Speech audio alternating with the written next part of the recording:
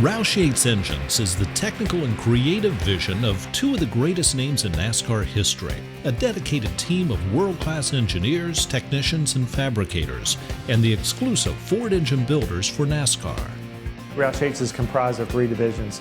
We have our NASCAR facility. We also have our Roush Yates Performance Engine Group that provides the road race engines to support Ford Motor Company. And we have Roush Yates Manufacturing Solutions. That's a world-class manufacturing center. Growing up, I always had ambitions of a pristine shop and nice and clean and people with lab coats and great dynamometers and equipment to measure things with, and this is it. Roush Yates Engines has not only built a reputation as one of the finest engine builders in the world, it's revolutionized an entire industry. In 1990, everybody built their own engines. So if you had 40 cars, you had 40 engine shops. And today we are the sole source of Ford racing engines, which we're really proud that we could see far enough ahead and be good partners with Ford Motor Company and our teams.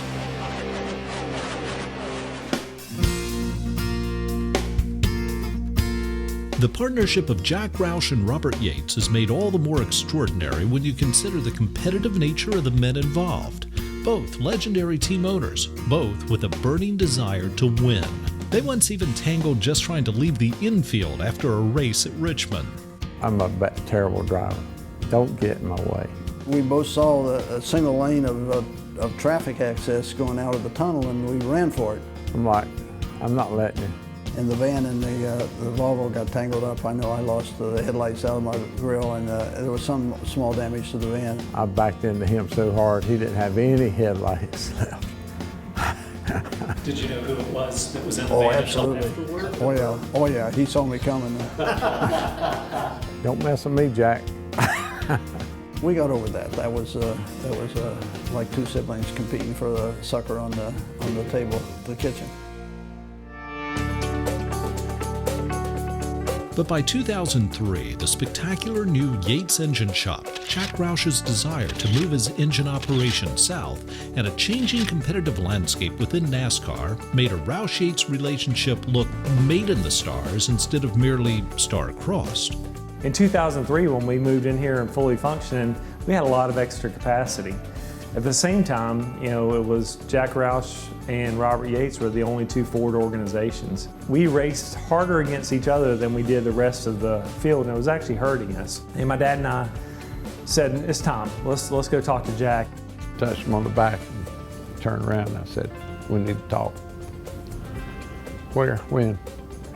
I'll be at your motorhome in an hour. He knew about my interest in moving to Charlotte, said that he thought that maybe it was a time that we should talk about doing things together. And my dad and Jack really weren't big fans of each other. Matter of fact, they were. There was some stress and tension in the meeting, and so we said, hey, we have this idea. And he said, I'll listen. And he said, we have this great engine facility, and we'd like to look at how can we do our engine program together. I thought about that for a short period of time, said that's a heck of an idea. That sounds like it would be good for all of us, and that would be good for the future. As I considered what Robert's assets were and the things that he would bring, one of the things that was most interesting to me was the fact that he had his son involved with a mechanical engineering degree that was ready to follow his footsteps.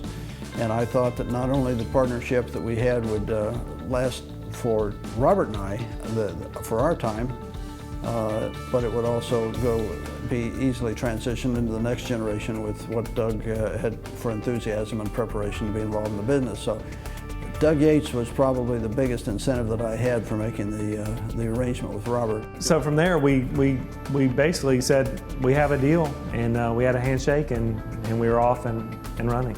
Roush Yates Engines came together so fast, there were serious questions about just how to handle the fast-approaching 2004 NASCAR season. Why don't we use Jack's engines for the first little bit and use Robert's engines for the first little bit? And I said, no, that's not the way we're going to do it. We're going to combine all this knowledge and we're going to go racing. Literally, we were here 7 days a week and spent a lot of nights sleeping on the couch. And we came out with our engine. And the proudest moment for me, when we qualified for the Daytona 500, our car sat on the front row the very first outing. You know, Jack Roush's car with Greg Biffle was on the pole, and my dad's car with Elliott Sadler was the outside pole. And that picture's in our lobby, and that's one picture that will never come down. That was certainly a great launch to a partnership that's been just super for us down through the years. The success we've had has been more together, I think, than I would have expected either one of us to have had singularly and competitively. When we started, there was no plan B. There was an A plan, and the A plan was to win races and sit on poles and win a championship. We sat on the front row for the Daytona 500. We won our second race out at Rockingham with Matt Kenseth, and then we went on to win the championship that year with Kurt Busch. That means so much to me because I know what we did that winter, and I know all the hard work that went into that. Most people said it wasn't going to last, but we didn't even have a second thought. We knew it was the right thing to do. And we were the first ones to merge our engine companies and really get the support of one manufacturer, because we set a trend in the industry and it was really ahead of our time, and I'm really proud of that. And that's the trick about business, right? You have to kind of skate to where the puck's going. So where is the puck going now? Well, today and into the future, Roush Yates Engines will continue to lead technological advances, not just keep up with them.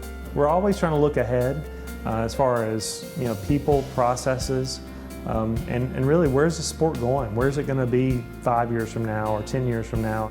No reason why that the engines that come through the shop can't support championships for years, if not decades to come, on the path that they're on. Look to the future with great optimism. A company that's changed the face of modern racing, facilities capable of manufacturing aerospace quality components, and an unparalleled culture of winning. We are a great engineering company. We do great engineering projects, so we think that that's an avenue for us down the road. But at the end of the day, it's all about winning races and winning championships, and that's what makes us a world-class company. And all the processes and people and technology that it takes to do that are things that we feel like are going to position us strongly into the future.